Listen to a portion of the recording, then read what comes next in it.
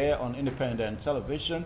Now, we often talk about unlawful migration, and somehow it became illegal migration. But the experts have said that no, it is not illegal migration, it is irregular migration. And how irregular is it is what we're going to be looking at here today. And also we're going to be checkmating the tide and answer some questions that are begging for answers here. Now, to do all this morning, we're so privileged to have Cletus Etukakba, who is our programs manager at There to Hope, National Service Officer. Also, too, we have Osita Osibe, who is the Director, Patriotic Citizens Initiative. And also we have two ladies on the standby via Zoom. We have Chide Berry. We've got Chioma Eze, who is Action Aid Nigeria Project Coordinator There to Hope. And also we have Cyprian Checkmating, who is Head of Awareness, International Organization on Migration, IOM. Gentlemen, you're welcome to this program this morning on ITV. Thank you very much. And also for my ladies there, Chioma and the other lady there, Cyprian, you're welcome to this program. All right, you're welcome to this program. All right. Now, gentlemen, let's set the ball rolling. Now, like what I said earlier on, that we always talk about irregular migration, and somehow it became illegal migration. But you experts have said that no, it is not. It is not illegal. It is not unlawful, but irregular migration. Now, why do we call it irregular migration? I'll start with Cletus. All right. Thank you very much, and good morning, viewers. Irregular because of the irregularities involved. Now, what that means is that usually when you want to travel, you need to pass through certain processes. For instance, you need to get your documentations right from the right office, which is the Nigerian Immigrations, where you get your passport. Okay, you need to learn at least a skill. Then you need to follow the right route. You don't need to go through the Sahara Desert or the Mediterranean Sea. So you need to follow these processes. It is when you follow these processes, get your documentations right, follow the right place, then this is how it becomes regular. The point is, everybody has the right to migrate. Everybody has the right to travel according to international law. But by the time you don't do these things, you want to go through the back door, you want to go through other processes that are not regular, that are not legal somehow, okay, then you get it wrong. But when you get your documentations right, okay, and you follow the right route, people are aware you are coming, you go through the embassy of the country, you get your visa and the rest of them, then it becomes regular. Then you're welcomed at your place of destination where you're going to. Okay. Yeah. Now, we have a new entrance into guest of analyst here this morning.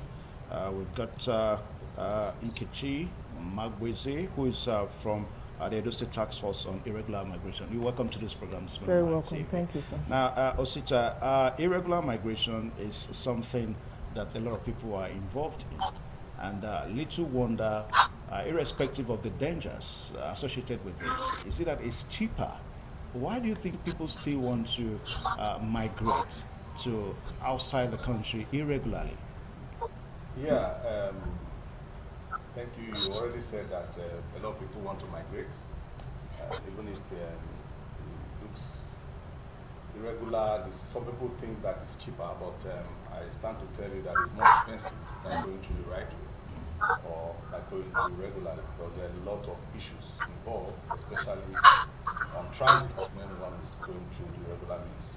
So, but people, out of desperation, out of quest to get, things done, to get rich, to get look for greener pastures, look at that as a means, as a faster means to get to Europe or to get to wherever they are going to outside the shores of Nigeria.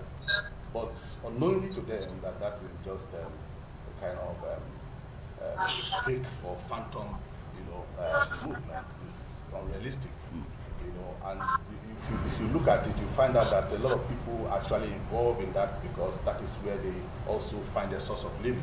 Some people see it as a means of transportation, as a business, They give people a reputation on how they can go to that means and get into Europe and get promises of fake lives and fake promises.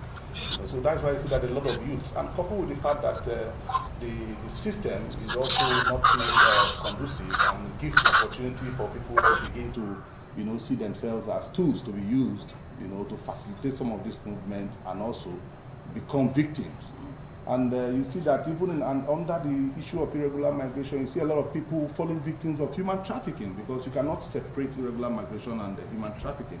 A lot of people who have been smuggled actually end up becoming victims of human trafficking that we have seen over the years. So it's a big issue, and we're also looking at the issue of insecurity in the country. It also has to a way of fueling it now, even though we know a lot of people returned back some years back, in a large number.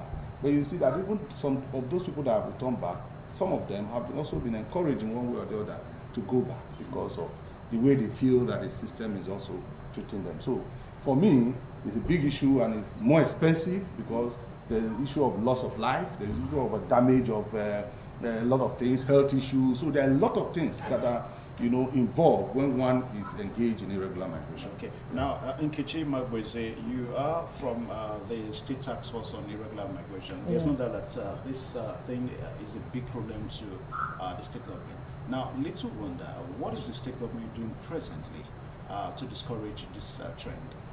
Well, from the end of the task force, the governor has been doing a lot, because sensitization is ongoing, and then the number of persons that have been assisted that has returned, he has not left them. Follow-up is ongoing on them as well, and then we try to see how they can stop this unsafe movement. But then again, humans being what we are, you still have that challenge of, for me, I think that one of the most complex part of our bodies is the human heart. You could talk. Talking is one thing. Then the person you just spoke to, or the group of persons you spoke to, has their own free will to choose whether they want to toe your line or not. Because I've had cases in the office where some people, they will wait. They will go through skill acquisitions, you empower them, start with startup kits and all of that. At the end of the day, you just see some people just say, the country is not for me, the country is a mess. Imagine where someone you have followed up on for a very long time will just tell you, man, this country is so dead, I can't stay here. But don't you think it's probably because of the orientation that they are given, that they are not enough? That's the reason why they still want to go? Well, first, those are some of the reactions coming from some quarters. Yes, first thing first, human wants are insatiable. And for the same reason they chose to travel abroad is the same reason why they think that what was given to them is not enough. For me, I believe that life must start from somewhere. And then in trying to make one attempt, another one can open for you. Because, for instance, Augusita just said something on empowerment and training, like my brother there said too. When you empower and you follow up on these empowered persons, courtesy demands that when the person is doing well, and there's another opening from other sister agencies, you can as well continue from where the state government has stopped. But when you go there and you don't find the persons, what do you do? So it's a challenge really, which is why advocacy is unending, is ongoing. Because first of all, for me, I think a lot of this has to do with families where these persons come from. Yes, it's a challenge. When you come from a family where there's competition, their number one name is competition. They want to live this competitive life. My brother has it. I want to have it too. What makes me different from my brother? Or what makes me different from my sister? If they are able to make it, I can make it too. So whatever it takes, there's a language that goes on among them. They say, all die, not die. It's talking about really creative. For them, I can't speak for those people, because from our own data, research on our own finding tells us that those endemic areas who have heard parents speak, not the victims themselves right now. Parents have said it doesn't mean anything. Any which way a child makes money is none of their concern, provided they are well off in the house. So, which is why one of the key things we have embarked on is family strengthening and family counseling. Because until they get to understand that the routes they are encouraging these children by selling off most of those things they sell around here to send abroad to go and bring the greener pasture down to Nigeria is not the same way it seems to them. I'll pause you. I'm going to be asking you how you people are strengthening the family.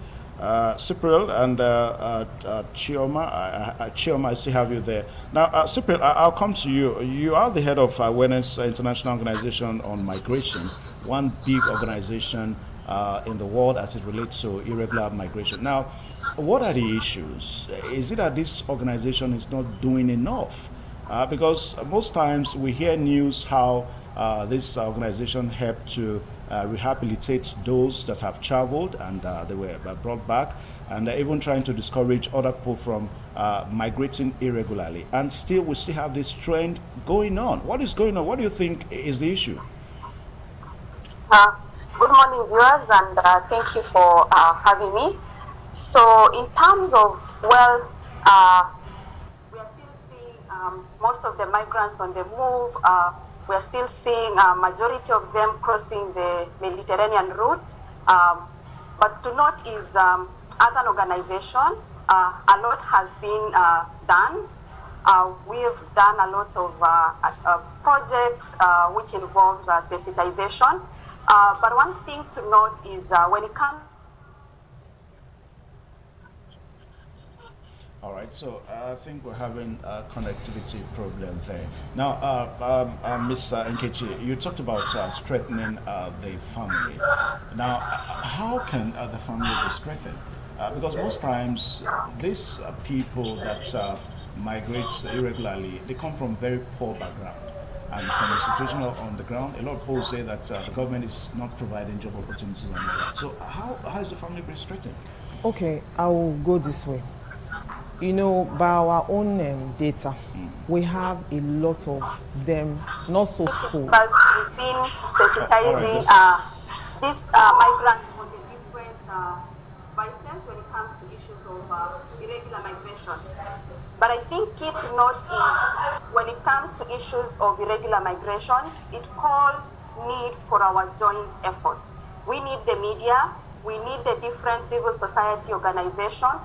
We actually even need our community members, because as mentioned, when it comes to issues of behavior change, it takes time. So I'll say it's not true that not enough has been done. We've been doing and we keep doing most of this, for instance, through our different interventions, such as the use of community dialogue, the use of community theater, just as a way of passing information on where they can be able to get different information. And one thing to note is, as an organization, we don't discourage migrants to migrate. No. All we advocate for is migrate safely. We don't at any cost say nobody should migrate. Migration should be done. Everybody is encouraged to migrate to whichever place they want. However, this should be done in a regular manner, but not irregularly. What we discourage is the irregular migration, because it exposes these migrants to different issues alongside the different routes. There's, of course, the issues whereby they're caught in the arms of the law. There's, of course, issues such as sexual exploitation. There are issues, of course, such as human trafficking. Some are being exploited in the hands of these traffickers. So as much as possible, we encourage safe migration, and this we've done through different programmings that we've been able to roll across the different countries, specifically within the Edo state, which is a state where from the majority of the returnees we've returned, that is since April to date, which is over 21,000. Majority of them are from the Edo state, and this is where we've been doing a lot of sensitization activities. But then, of course, we also have states such as Delta states, we have Lagos, we also have Ogun.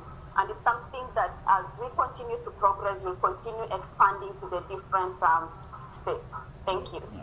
All right, thank you there, Super. Now, Chioma, let me come to you now, Action Aid Nigeria, and of course, project coordinator there to Hope. Now, little wonder, your own organization, what are you people doing? Because it appears that the government is not doing enough, agencies are not doing enough. What is your own organization? What are you people doing?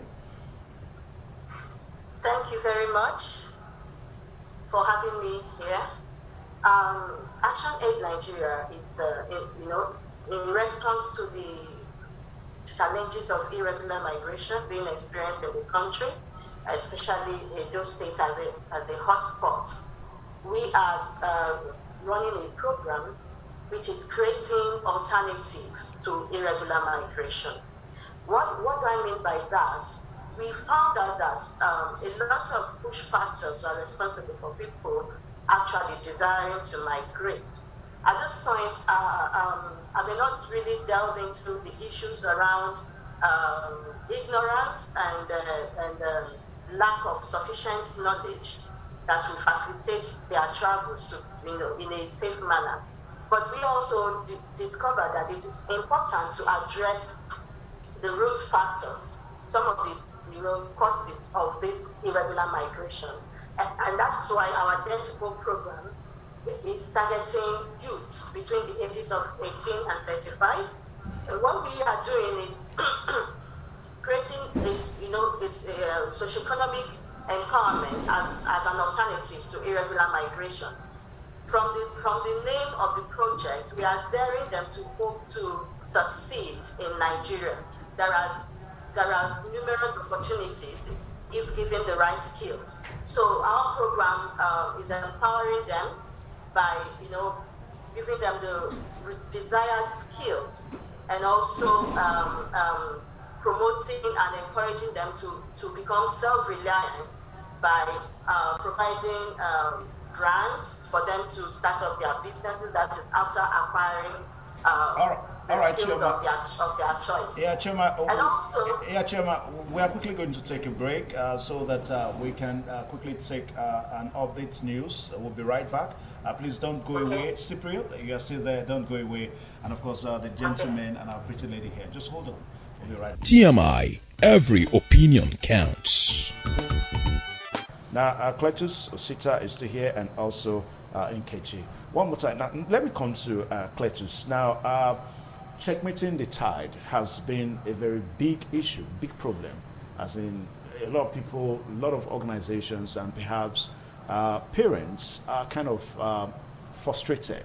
They really don't know what to do, because at times these victims of this irregular migration we're talking about, their parents are not even aware, only for them to have calls outside the country that they are no more here, they're in Europe or elsewhere. Now, how can we begin to look at the role of parents in this direction? Yeah, parents play a very fundamental role, nowadays, people are asking parents to take a second look or a deeper look at the activities of their children. Because technology is coming, children are deeply engaged in social media. They get a lot of information, they know about what is happening in the world, and they speak with friends and their peers. So they get a lot of information about things that are good and things that are bad. So parents play a lot of role in such a way that it is their duty somehow to look at what the children are doing, to sometimes take a look at their phone, know what they are doing, know where they are going, to know who their friends are.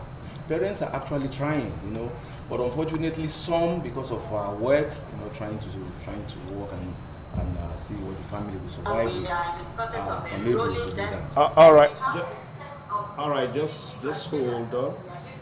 to identify those that are eligible to benefit from our project.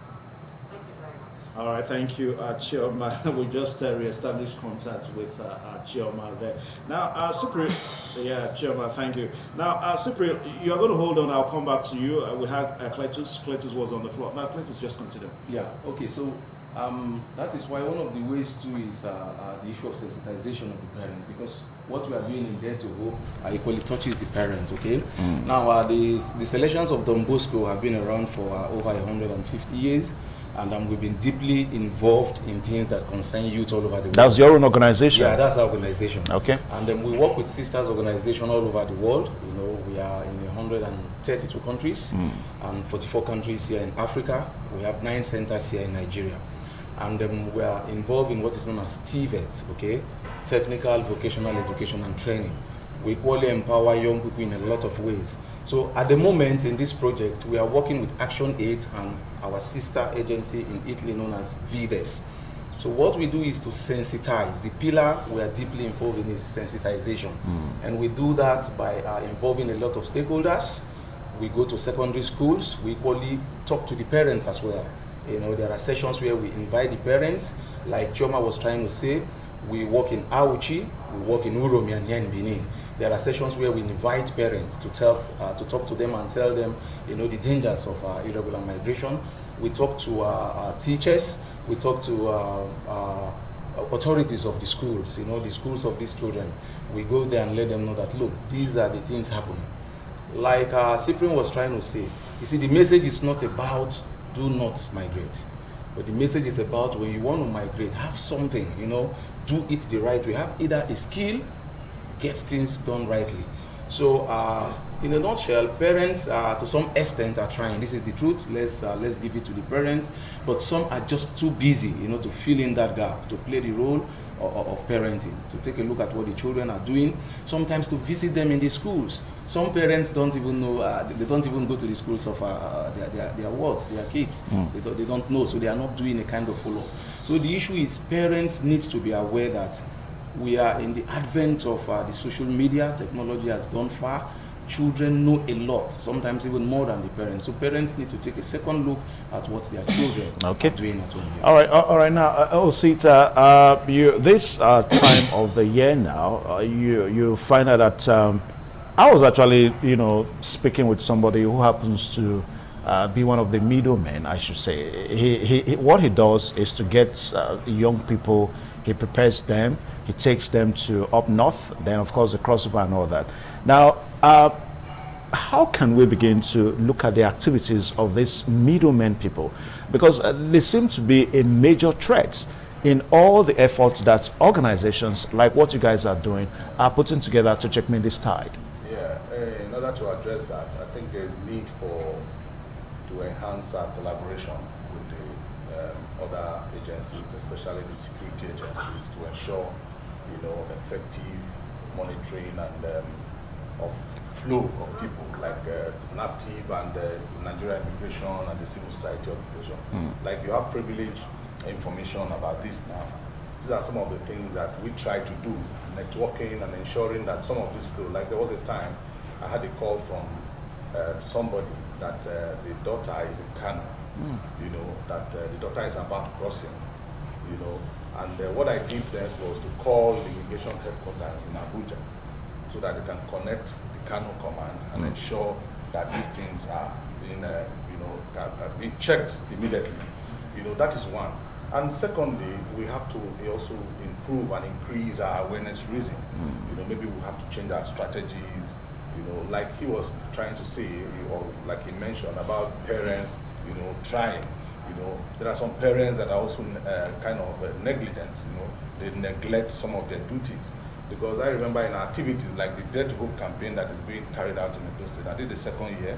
We are now, we're finished the first year. You know, and what's the success rate? Yeah, it's high because what I mean is high. The information raising, the awareness raising, the way we are aggressive in carrying out that information in terms of it's a daily campaign. We go to schools, secondary schools, we go to marketplaces. And you get in cooperation? Yes, we get to go to Catholic churches and even Pentecostal churches and Anglican churches. It's been deep, you know, this program, because of the way it was designed, and we came up from one program, one campaign activity to this Dare to Hope campaign, which is like an improvement, you know, in awareness and with a different strategy. And so far so good. Parents actually are cooperating, though we are having some challenges. Like when we go to marketplace, you see some women telling you, why are you telling our children not to travel?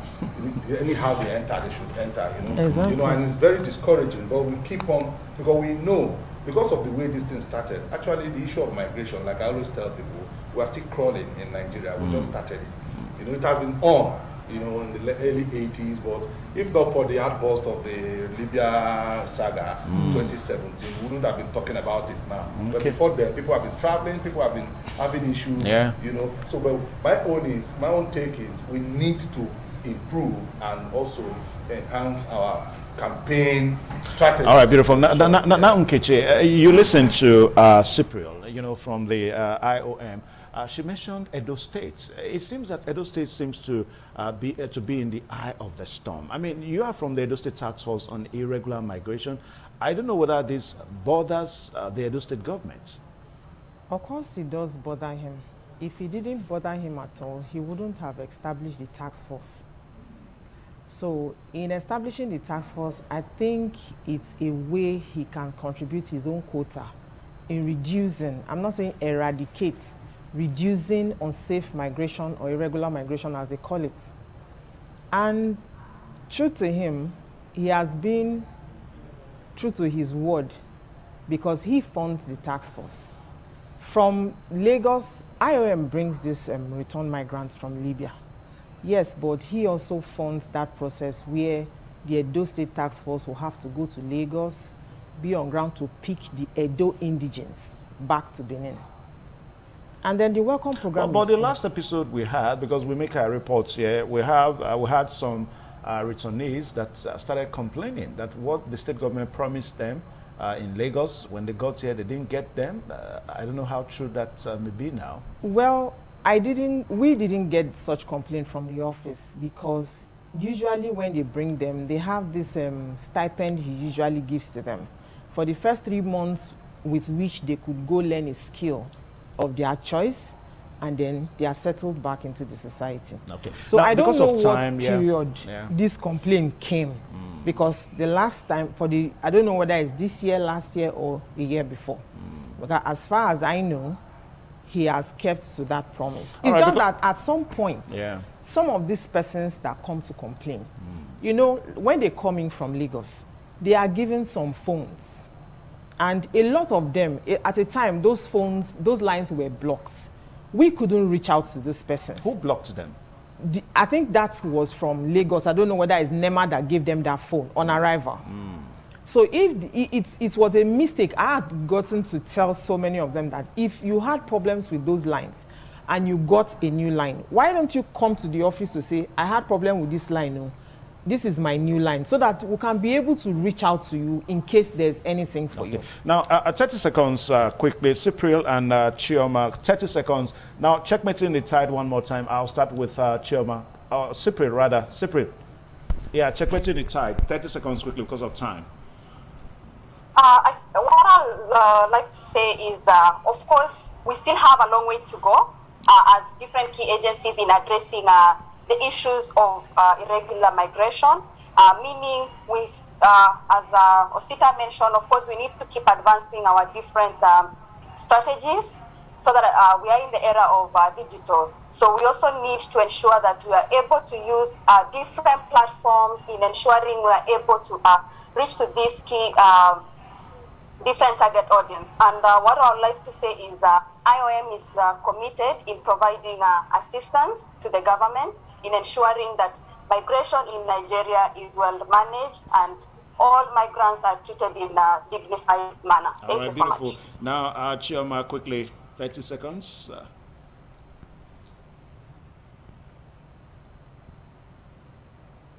Hello, Chioma. Yes, thank you very much. I believe that we all have a lot to do. We still have so much to do. But when we get to the point of being able to effectively coordinate our activities in such a manner that we are able to reach out to more persons and also factor in the needs and the situation that potential migrants are in. So we begin to address the issues even before they take that very risky decisions. Presently, a lot of attention is about returned migrants. I believe that it will be more valuable and it will be more effective if we also begin to program around potential migrants in the country. I believe that will help us to be able to cope the surge and be able to have people that we decide to stay in the country and thrive, and also have people that are equipped with the right information to travel safely. Okay. Thank you very much. All right, thank you so much, Chioma Eze there, Action Aid Nigeria, and of course the project coordinator there to Hope, and also Cypriel, Chip Tech Checkmating, the head of Awareness International Organization on Migration. A very big thank you. And also to here, Mr. Cletus, thank you so much from who is the National Job Service Officer, CESIAS, John Bosco, okay, Salesians, John Bosco, and also Osita Osemenem, a very good friend, the Director of Patriotic Citizens Initiative, and also the woman from the state government, Nkechi Magweze, who is a member of the Edo State Task Force, checkmating the tide of irregular migration. A very big thank you for finding time to come. And also to viewers out there, thank you so much for joining the program. All right, so we'll be right back so that we finally draw the curtain on this show today. Please stay tuned.